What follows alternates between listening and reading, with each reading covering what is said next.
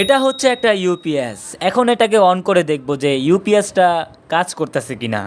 এটার মধ্যে 220 volt power supply দিব। পাওয়ার সাপ্লাই দেওয়ার সাথে সাথে আমাদের ইউপিএসটা অন হয়ে যাবে। এখন ইউপিএসের বাটনটা টিপ দিয়ে ইউপিএসকে অন করব।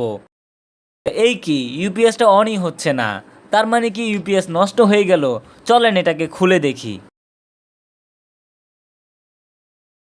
এটা কি হলো? ইউপিএস এর ভিতরে তো ব্যাটারি নাই।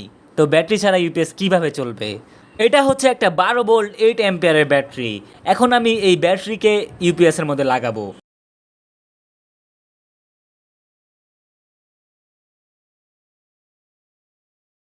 ইউপিএস এর মধ্যে এখন 220 ভোল্ট পাওয়ার সাপ্লাই দিব। পাওয়ার সাপ্লাই দেওয়ার সাথে সাথে ইউপিএস এর মধ্যে একটা হলুদ বাতি জ্বলতেছে। এখন আমি ইউপিএস এর সুইচটা অন করব। সুইচটা অন করার সাথে সাথে ইউপিএস এর মধ্যে একটা আওয়াজ হচ্ছে, বাজারটা বাজতেছে। তার মানে আমাদের ইউপিএসটা কাজ করতেছে প্রপারলি। এইভাবে আপনারা আপনাদের বাসার কম্পিউটারের ইউপিএস এর ব্যাটারি খুব সহজে চেঞ্জ করতে পারবেন।